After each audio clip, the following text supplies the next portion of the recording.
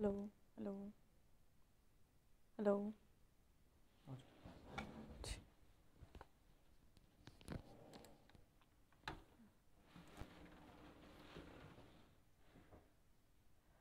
Hello everyone, welcome to Abhipedia powered by Abhimanyu IAS। So CPC का second lecture. I am sorry, I am late, थोड़ा सा wait, start कर लेते हैं। I am audible और visible? Hi Vaibhav, good afternoon, कैसे हो आप? Hello everyone, welcome to Abhipedia powered by Abhimanyu IAS। अच्छा, चलिए, सब बढ़िया है, सब बढ़िया। CPC का second lecture. I am sorry, I am late. चलिए, hello Sam, how are you, कैसे हो? रुकिए एक सेकेंड, एक हम काम कर लेते हैं और फिर उसके बाद में चलते हैं आगे, ठीक है?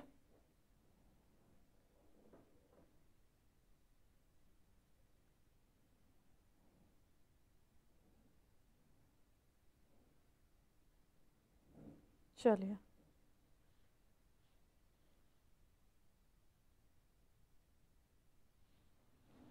स्टार्ट करें MCQ सेशन।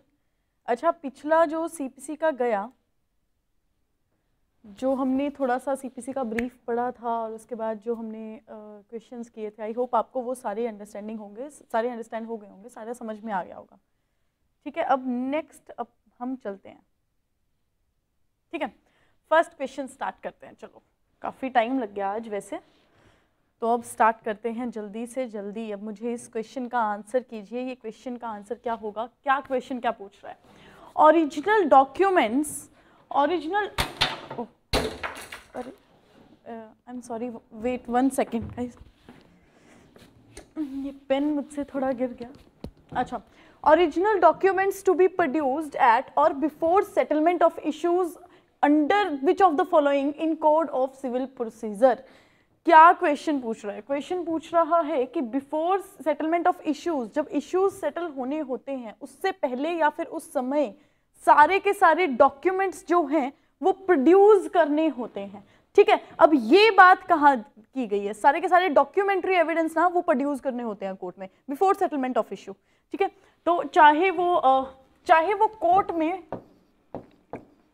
वो कोर्ट में आपने पहले प्रेजेंट भी नहीं किए होंगे वो डॉक्यूमेंट, लेकिन तब भी आपको वो कोर्ट में प्रेजेंट करने होते हैं, ठीक है? जिन पे भी पार्टीज रिलाई कर रही होती है, सारे के सारे documents they have to produce before court. तो ये बात किस सेक्शन में की गई है, ये मुझे बताइए। किस ऑर्डर, किस ऑर्डर में की गई है? Order 4 rule 13, order 6 rule 1, order 9 rule 17 और ऑर्डर 13 रूल 1 में ये बात की गई है। चलिए, मुझे जल्दी से इसका आंसर कीजिए। फर्स्ट क्वेश्चन का आंसर क्या होगा?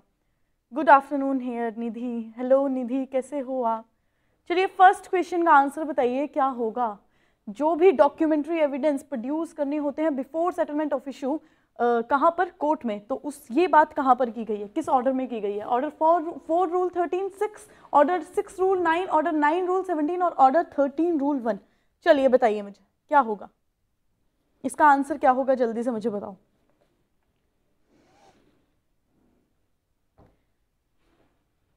चलिए जल्दी से इसका आंसर बताइए क्या होगा। हेलो कृतिका, कैसे हो आप? मेघना, हेलो, गुड आफ्टरनून, कैसे हो आप मेघना? चलिए मुझे बताइए इसका आंसर क्या? सैम का आंसर आ रहा है D, that is order 13 rule 1। और कोई बताना चाहता है? लॉ स्टूडेंट्स, लॉ ग्रेजुएट्स हमारे बताना चाहते हैं इसका आंसर तो बता सकते हैं। फर्स्ट क्वेश्चन का आंसर ऑर्डर, सैम तो कह रहे हैं ऑर्डर 13 रूल 1, तो मान लीजिए, मान लें क्या बात? सैम की बात मान लें क्या? इसका आंसर कर दें क्या करेक्ट, कि सैम जो बोल रहे हैं वही करेक्ट होगा? हाय अनुषा, कैसे हो? Good afternoon. चलिए, आज थोड़ा सा टाइम पर आ गए आप। चलिए, तो जो सैम कह रहे हैं वो बिल्कुल करेक्ट होगा, ठीक है? सैम कह रहे हैं डी ऑप्शन, तो डी ऑप्शन सही होगा। ऑर्डर 13 रूल 1 ही बात करता है कि बिफोर सेटलमेंट ऑफ इश्यूज सारे के सारे डॉक्यूमेंट्री एविडेंस प्रोड्यूस करने होते हैं कोर्ट में, ठीक है? चलिए नेक्स्ट क्वेश्चन हमारा क्या कहता है? Plea of res judicata. Res judicata CPC पढ़ा है, रेस जुडिकाटा नहीं पढ़ा तो CPC नहीं पढ़ा, ठीक है? ये तो मतलब सीपीसी और रेस जुडिकाटा तो बहुत ही स्टार्टिंग में हम इसको कवर कर लेते हैं। जब हम ग्रेजुएशन में थे तो रेस जुडिकाटा को पढ़ाने के लिए ये 1 2 3 लेक्चर्स लगते थे, ठीक है। तो बताइए अब मुझे, plea of res judicata has to be specifically raised, need not to be specifically raised, is for the court to see of its own, और डी ऑप्शन कह रहे हैं neither A nor B but only C. C ही होगा कि res judicata की plea, what is res judicata, you guys are gonna tell me कि res judicata क्या होता है, ठीक है। अनुषा कह रही है why no class yesterday. Anusha Tuesday को हमारी छुट्टी होती है, हॉलीडे होता है, इसलिए क्लास नहीं थी, आई एम सॉरी। और कृतिका का आंसर है डी। कृतिका आप किसका आंसर कर रहे हो, फर्स्ट क्वेश्चन का आंसर कर रहे हो, सेकंड क्वेश्चन का आंसर कर रहे हो? सेकंड क्वेश्चन ध्यान से सुनिए, प्ली ऑफ रेस जुडिकाटा में क्या करना होता है, ये स्पेसिफिकली रेज्ड करनी होती है, स्पेसिफिकली रेज करनी होती है, need not to be specifically raised, is for the court, court देखेगी कि क्या करना है, या फिर ए भी नहीं है, ऑप्शन बी भी नहीं है, सिर्फ सी ऑप्शन है। चलिए मुझे जल्दी से इसका आंसर कीजिए, क्या होगा, चलिए क्या होगा इसका आंसर? आंसर नहीं आ रहे हैं मेरे पास, ये क्वेश्चन बहुत इजी क्वेश्चन है। चलिए मुझे जल्दी से बताइए, रेस जुडिकाटा की प्ली में क्या करना चाहिए, स्पेसिफिकली रेज करनी चाहिए कि ज़रूरत ही नहीं है इसको स्पेसिफिकली रेज करने की? फर्स्ट वाले का था ये, हाँ कृतिका मुझे पता लग गया था, आपने ये फर्स्ट का ही आंसर किया होगा। इस क्वेश्चन का आंसर बताइए। वैभव कह रहे हैं ma'am option C, C option, that is court to see of its own, court देखेगी क्या करना है रेस जुडिकाटा की प्ली का। अच्छा Kulwant Anand, good afternoon ma'am, good afternoon Kulwant, कैसे हो आप? सैम का आंसर है डी ऑप्शन। रेस जुडिकाटा की प्ली पता है आप लोगों को क्या होती है? पहले तो मुझे ये बताओ, रेस जुडिकाटा पता है क्या होता है? रेस जुडिकाटा आपको पता है क्या होता है? रेस जुडिकाटा का मतलब अनुषा का आंसर आया है सी, अनुषा भी सी आंसर कर रही है कि कोर्ट देखेगी, जो भी पहले ही डिसाइड हो गया, सूट पहले डिसाइड हो गया सेम पार्टीज का, ठीक है, वही पार्टीज फिर से लेकर आ गई, same cause of action same parties लेके आ गई, तो वो तो कोर्ट नहीं एंटरटेन करेगी। तो रेस जुडिकाटा तो ये नॉर्मल सेंस में, क्योंकि हम सब लॉ ग्रेजुएट्स हैं, ये हमको पता होगा, इसलिए मैं नॉर्मल एक लाइन में ये चीज़ बोल रही हूँ। अब प्ली ऑफ रेस जुडिकाटा को सबका आंसर गलत है, सबका आंसर गलत है। ये आंसर बहुत मतलब मुझे था कि आंसर आप ठीक करोगे, बट ये आंसर गलत है, ठीक है। Decree of res judicata is a plea in the bar which party must waive. Sam आपने ये बात की है, decree of res judicata is a plea in the bar which party must waive. Waive का मतलब आप बताओ क्या होता है? अब वही है ना, लॉ में जो वर्ड्स होते हैं बहुत अच्छे से आपको बोलने चाहिए, हमको लिखने चाहिए कि कैसे हमको वर्ड्स यूज करने हैं।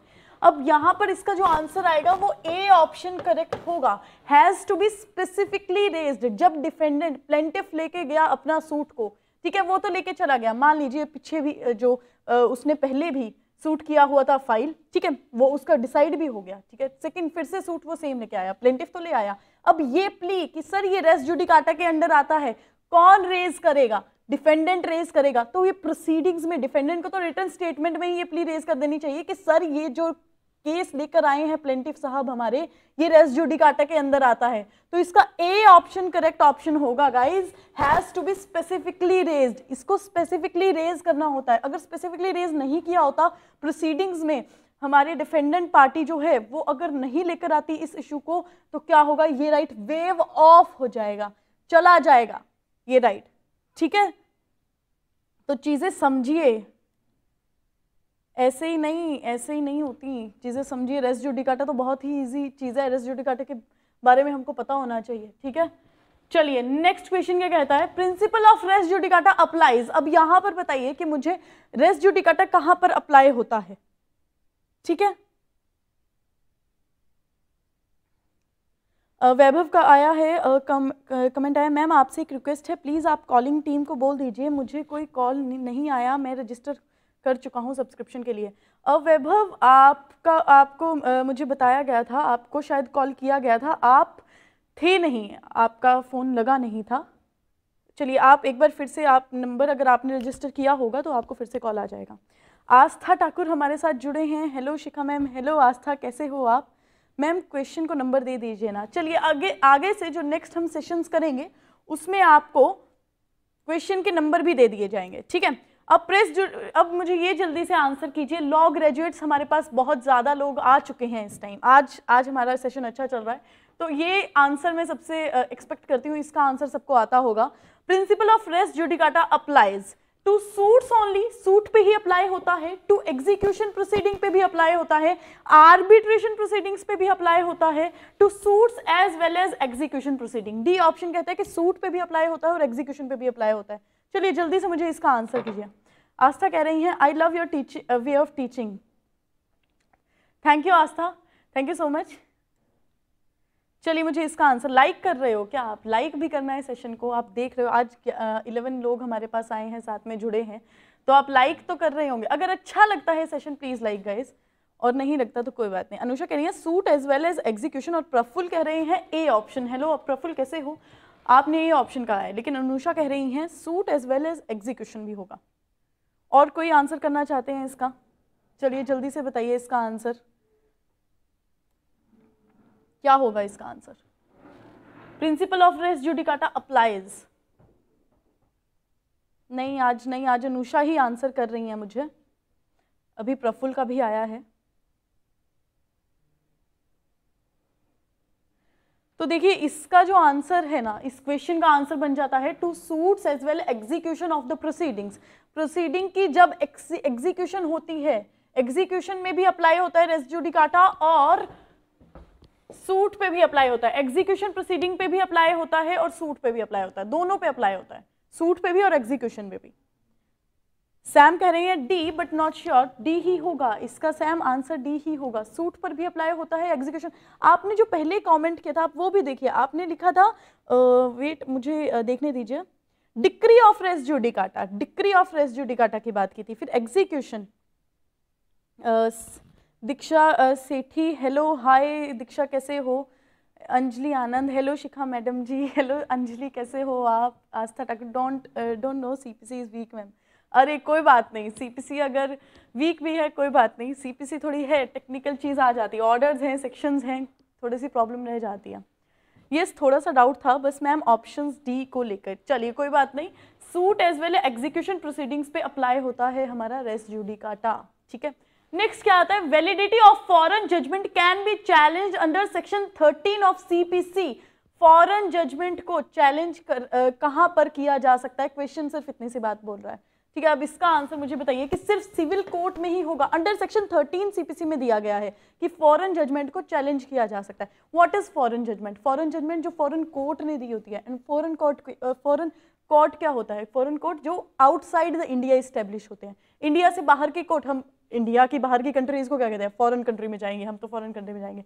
तो वैसे ही फॉरेन कंट्रीज में जो कोर्ट्स इस्टेब्लिश होते हैं उनको हम फॉरेन कोर्ट्स कह देते हैं, और फॉरेन कोर्ट्स के जजमेंट को हम फॉरेन जजमेंट कह देते हैं। अब फॉरेन जजमेंट को कहां पर चैलेंज किया जा सकता है? Validity of foreign judgement can be challenge, वो कहां पर उनको चैलेंज किया जा सकता है? क्वेश्चन आपसे ये पूछता है, in a civil court only, in a criminal court only, in both civil and criminal court, neither in civil nor in criminal court. चलिए इसका आंसर कीजिए, सिविल में ही, क्रिमिनल में ही, सिर्फ सिविल और क्रिमिनल दोनों में, या फिर neither in civil and criminal court. Question को अच्छे से पढ़िएगा, एंड पोर्शन भी पढ़िएगा। क्वेश्चन में क्या पूछा है? अंडर सेक्शन 13 ऑफ सीपीसी पूछा है, सेक्शन 13 ऑफ सीपीसी पूछा है क्वेश्चन को। चलिए जल्दी से मुझे इसका आंसर कीजिए, इसका आंसर क्या होगा? फॉरेन जजमेंट की वैलिडिटी को कहां पर चैलेंज किया जा सकता है बताइए? सिविल कोर्ट में, क्रिमिनल कोर्ट में, दोनों में, या फिर दोनों में ही नहीं? चलिए A B C D. Anusha का आंसर है बोथ। अनुषा मैंने आपको पहले भी बोला क्वेश्चन अच्छे से पढ़िए, क्वेश्चन क्या कह रहा है? अंडर सेक्शन 13 ऑफ किसका? सीपीसी का। क्वेश्चन देखिए, क्वेश्चन देखिए, अब आंसर कीजिए। क्वेश्चन मैंने आपको हिंट भी दे दिया, अब आंसर कीजिए, इसका आंसर क्या होगा? सैम कह रहे हैं डी, सिविल में भी नहीं, क्रिमिनल में नहीं। सैम कह रहे हैं कि हम फॉरेन कोर्ट के जजमेंट को चैलेंज करेंगे ही नहीं, उसकी वैलिडिटी को चैलेंज ही नहीं करेंगे, हम मान लेंगे फॉरेन। अब भाई फॉरेन कोर्ट ने दिया है, वैसे भी इंडियंस का कुछ रहता है, ये हमारे मन में रहता है कि फॉरेन कंट्रीज जो हैं वो बहुत सही हैं, फॉरेन में जाना है। तो सैम को लगता है कि सैम सोच रहे होंगे कि फॉरेन जजमेंट भी सही होगी, उनकी वैलिडिटी को क्यों चैलेंज करना। तो ना उनको सिविल कोर्ट में कर सकते हैं, ना उनको क्रिमिनल कोर्ट में कर सकते हैं।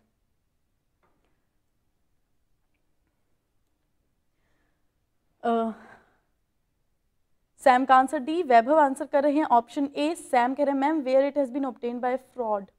शुभम पुरी, हेलो शुभम कैसे हो, बी ऑप्शन। मनीष पंडित कह रहे हैं ए। दीक्षा सेठी कह रही हैं इट्स डी। इसका आंसर हमारे पास जो आंसर करेक्ट आया है, जो भी आंसर करेक्ट, जो भी ए ऑप्शन कह रहे हैं, A option is the correct answer guys, because question देख लीजिए ना, क्वेश्चन क्या पूछ रहा है, section 13 of CPC civil procedure code की बात कर रहा है, और सेक्शन 13 सिविल प्रोसीजर कोड की बात, सीपीसी में क्या बात करता है कि फॉरेन जजमेंट को चैलेंज किया जा सकता है, उसकी वैलिडिटी को चैलेंज किया जा सकता है सिविल कोर्ट में जाकर। तो ए आंसर इसका करेक्ट हो जाएगा, ठीक है।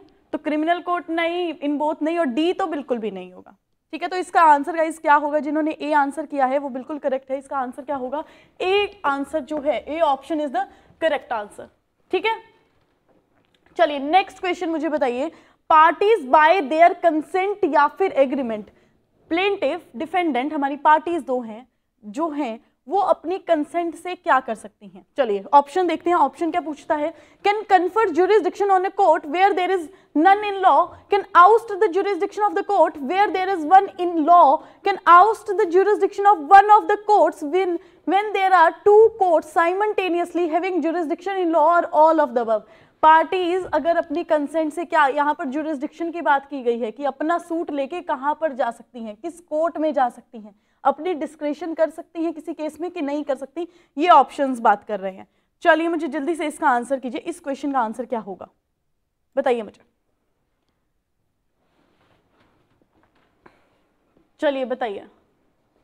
पार्टीज ये किसी, अगर कोई कोर्ट है ही नहीं तो कन्फर कर सकती हैं कि हाँ जी इस कोर्ट में चल पड़ते हैं, ठीक है, किसी भी कोर्ट में। अब देखिए मुंबई का मुकदमा है, मुंबई के जुरिस्डिक्शन में कोई मुकदमा आना चाहिए, और अब वहां पर देखिए नेहापुरी, हेलो हेलो कैसे हो।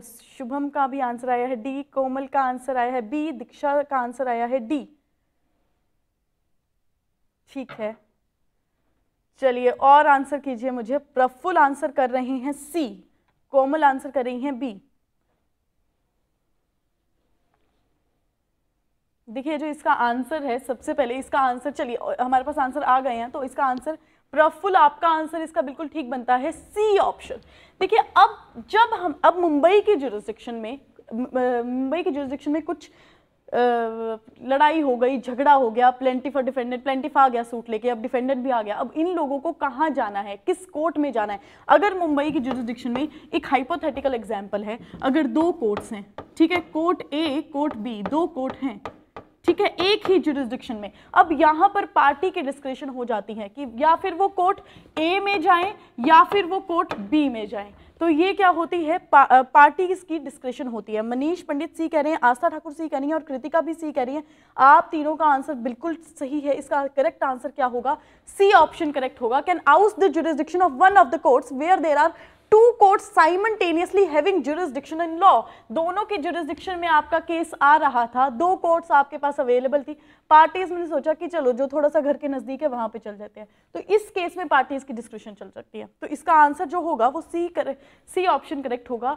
जो भी आंसर सी कर रहे हैं हमारे साथ स्टूडेंट्स, आपका सी आंसर जो है वो बिल्कुल करेक्ट है, ठीक है। नेक्स्ट क्वेश्चन पे चलें। What is next question is asking you? In every plaint under section 26 of CPC, facts should be proved by। अब section 26 CPC का कहता है कि facts को अगर prove करना है तो क्या होना चाहिए, क्या लगाना चाहिए। oral evidence से ही prove हो जाएंगे क्या facts? affidavit देना पड़ेगा क्या, documents देने पड़ेंगे, या फिर oral evidence as well as documentary evidence से ही काम चल पड़ेगा। बताइए मुझे, इसका आंसर कीजिए, इसका आंसर क्या होगा।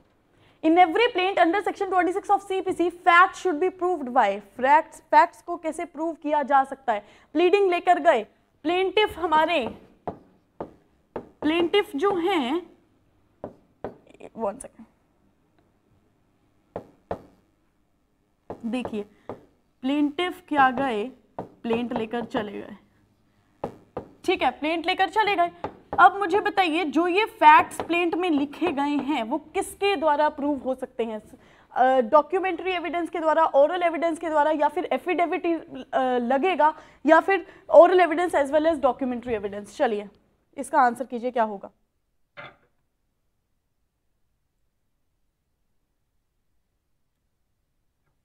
सबका आंसर बी आया है इसमें, कोमल का आंसर बी है, शुभम का आंसर बी है, दीक्षा का आंसर बी है, मनीष भी आंसर कर रहे हैं, सैम भी बी कर रही है और अनुषा ने भी एफिडेविट कहा है। बिल्कुल कॉन्ग्रेचुलेशंस गाइज, आपका आंसर ये बिल्कुल ठीक है। जिसने प्रैक्टिस की होगी ना उनको तो बिल्कुल ही आंसर आता होगा, ठीक है। जो प्रैक्टिस नहीं भी करे, बट ये तो हमने बेसिक्स जब सीपीसी से पढ़ना स्टार्ट करते हैं ना, ये हमने पढ़ा होता है कि एफिडेविट लगाना जरूरी होता है। और जब ग्रेजुएशन कर रहे थे तो ये बहुत ज़्यादा कन्फ्यूजन भी होता था कि ये एफिडेविट क्या चीज़ हो गई, ये कैसे लगाना होता है, क्या लिखा होता है इस चीज़ें। लेकिन जब ग्रेजुएशन अब कर ली है, जैसे जैसे टाइम निकलता जाता है, इंटर्नशिप भी जब करते हैं तो सबकी चीज़ें बहुत क्लियर हो जाती हैं, ठीक है। तो एफिडेविट जो होगा इसका आंसर होगा, पहले तो आप एफिडेविट लगाएंगे, प्लेंट के पीछे एफिडेविट होता है, पार्टी ये मेंशन करती है कि सर जितनी भी बातें की गई है इस प्लेंट में सारी की सारी मुझे पता है, ठीक है। तो ये एफिडेविट लगता है, उसके बाद प्रोसीजर फिर आगे का चलेगा। तो पहले क्या है, एफिडेविट, जो इसका आंसर क्या होगा, in every plaint under section 26 of CPC fact should be proved bye affidavit. Plaint के साथ तो एफिडेविट लगेगी ही लगेगी स्टार्टिंग में। चलिए next question. Second appeal shall not lie from any decree as provided under section 102 of CPC when the subject matter of the original suit is for recovery of money. है कि sir आप second appeal में नहीं जा सकते अगर आपका subject matter जो है सूट का, सब्जेक्ट मैटर मान लीजिए प्रॉपर्टी है, तो सेकंड अपील में आप नहीं जा सकते। किस सेक्शन में बात की गई है, सेक्शन 102 में बात की गई है। और वो मुझे अब अमाउंट बता दीजिए, क्या अमाउंट होगा, वो 10,000 होगा, 25,000 होगा, 50,000 होगा या फिर 1 लाख रुपीज होगा। चलिए मुझे जल्दी से बताइए इसका आंसर, क्या आंसर होगा इसका। सेकंड अपील में आप नहीं जा सकते अगर जो आपकी सब्जेक्ट मैटर है उसका अमाउंट इतना, इन जो वैल्यूज दी गई हैं इनसे एक्सीड नहीं हो रहा है। तो चलिए मुझे बताइए इसका आंसर कीजिए।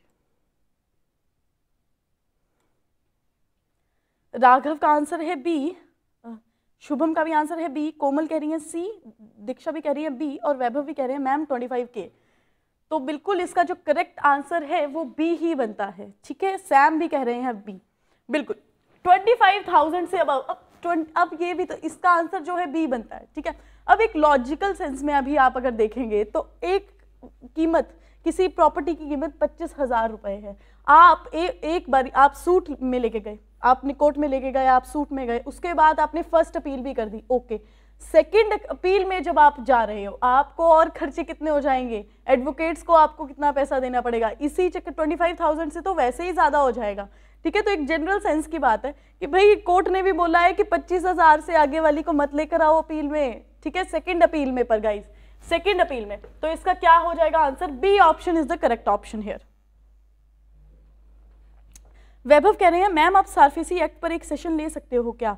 वैभव सारफेसी एक्ट की हमने वीडियो बना रखी है, आप अगर जाके ये IBPS SO वाली प्लेलिस्ट में देखेंगे तो सारफेसी एक्ट की 2 वीडियोस बना के रखी हैं, MCQ सेशन है और फर्स्ट वीडियो में तो प्रॉपर सारफेसी एक्ट बताया गया है कि कैसे चलता है कैसे नहीं चलता। आप सैम से पूछ सकते हैं, सैम को सारफेसी एक्ट में बहुत ज़्यादा मैंने ऑप्शन में लिया था, तो सारफेसी एक्ट की वैसे वीडियो बना रखी है मैंने।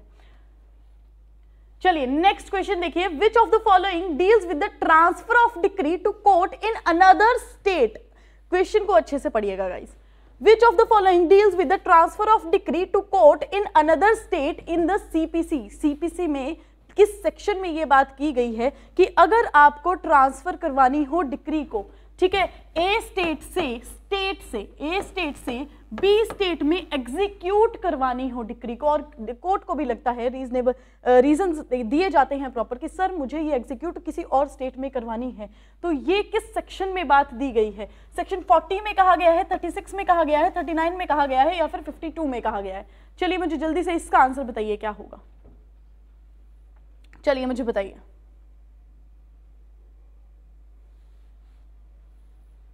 क्या होगा इसका answer. Why you didn't take class yesterday? Anusha मैंने आपको बताया तो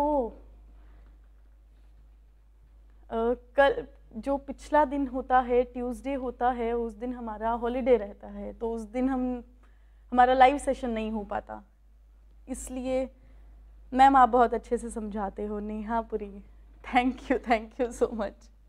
चलिए मुझे जल्दी से इसका आंसर कीजिए, किस सेक्शन में ये बात की गई है कि अगर डिक्री को एग्जीक्यूट करवाना है एक स्टेट से दूसरे स्टेट में, ट्रांसफर ऑफ डिक्री की बात की गई है from one state to another, किस सेक्शन में बात की गई है।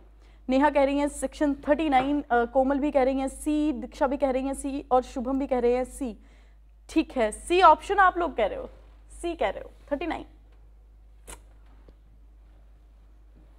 नहीं, सी ऑप्शन नहीं आया। इसका आंसर सेक्शन 40 होगा।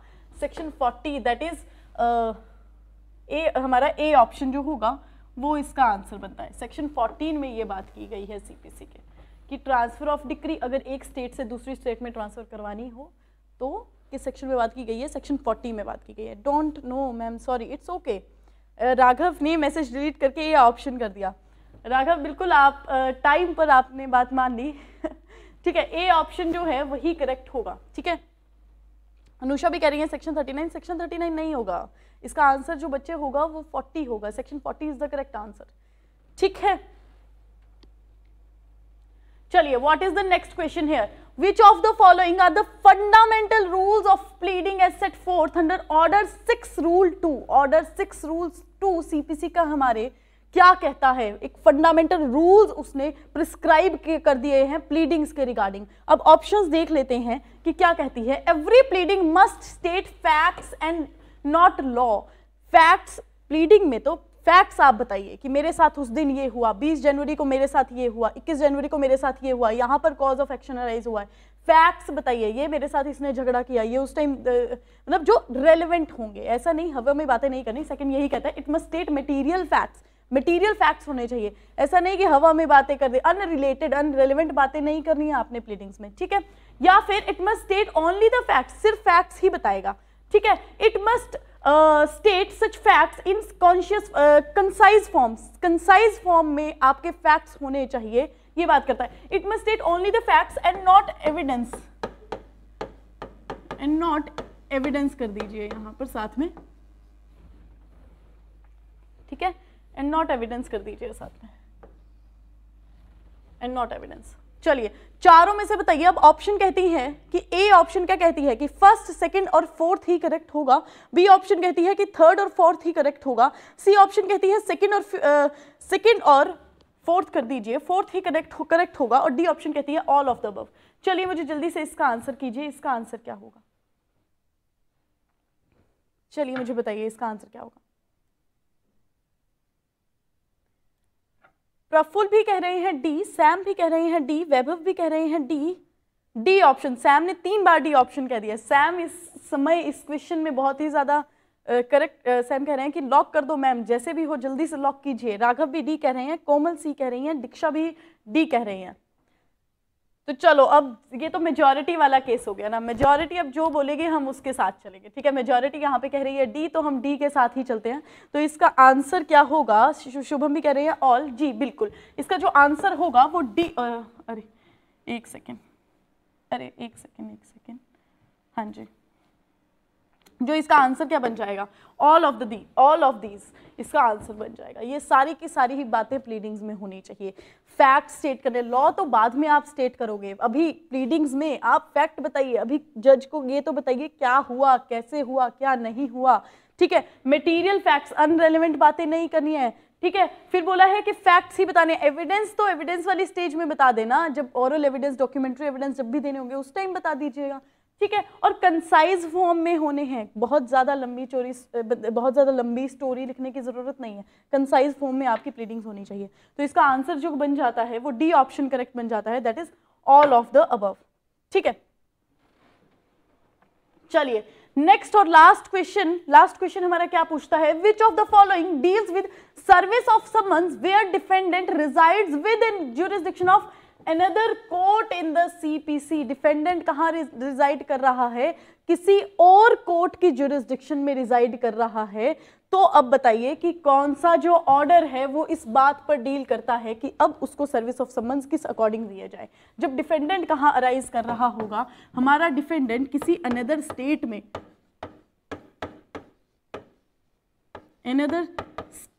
मतलब अनदर कोर्ट की ज्यूरिसडिक्शन में, अनदर कोर्ट की ज्यूरिसडिक्शन में रिजाइड कर रहा होगा, तो किस अकॉर्डिंग उसको समन्स भिजवाने हैं, वो किस ऑर्डर में बात की गई है। Is it order 7 rule 14, is it order 9 rule 12, is it order 5 rule 21 और is it order 10 rule 8? ABCD में से जल्दी से मुझे इसका आंसर बताइए क्या होगा। चलिए लास्ट क्वेश्चन है, लास्ट क्वेश्चन का आंसर आई एम एक्सपेक्टिंग कि सब के सब आंसर बहुत बिल्कुल करेक्ट देंगे। चलिए मुझे इसका आंसर बताइए क्या होगा। नेहा कह रही हैं सी, शुभम कह रहे हैं बी और प्रफुल्ल कह रहे हैं सी। और चलिए मुझे जल्दी से इसका, अरविंद कह रहे हैं ए, राघव कह रहे हैं सी। ऑप्शंस में काफी डिफरेंशिएशन यहाँ पे दिखने को मिल रही है। ए बी सी सब ने, मतलब अरविंद कह रहे हैं ए, राघव कह रहे हैं सी, सैम भी कह रहे हैं ए। बताइए किसकी बात माना जाए, बताइए। दीक्षा भी कह रही हैं ई, ए सॉरी ए।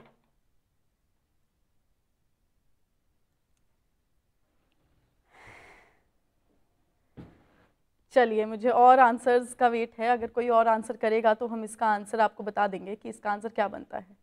कोमल भी कह रहे हैं ए, कोमल भी कह रही हैं ए। मेजॉरिटी ए की साइड हो गई है। सी 3 लोगों ने आंसर किया। कृतिका भी कह रही हैं ए।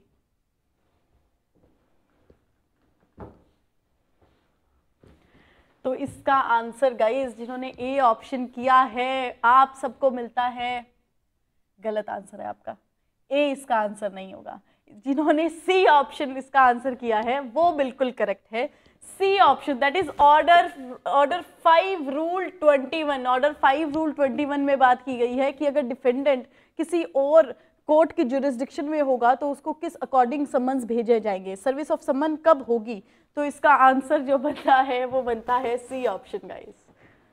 ठीक है, सी ऑप्शन इसका करेक्ट ऑप्शन है।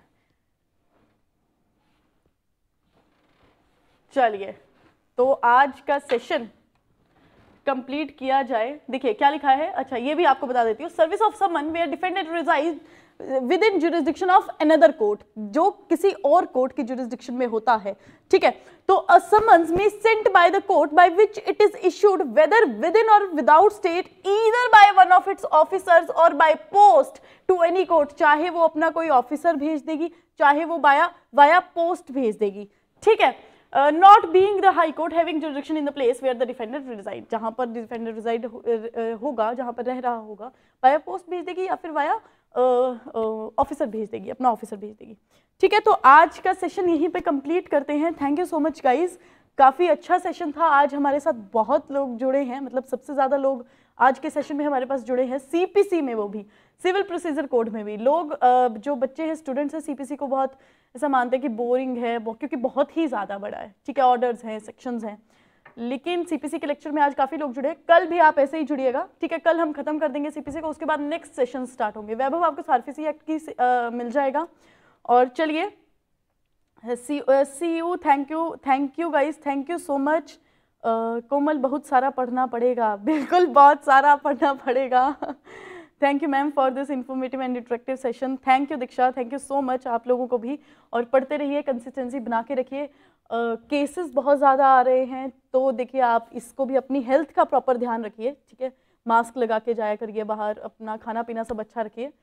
अच्छे होंगे, हेल्दी होंगे तभी एग्ज़ाम क्रैक कर पाएंगे। तो पहले हमें हेल्दी रहना है, अच्छे से पढ़ना है, फिर तो एग्ज़ाम क्रैक कर ही लेंगे। चलिए guys, thank you so much और नेक्स्ट सेशन में मिलते हैं।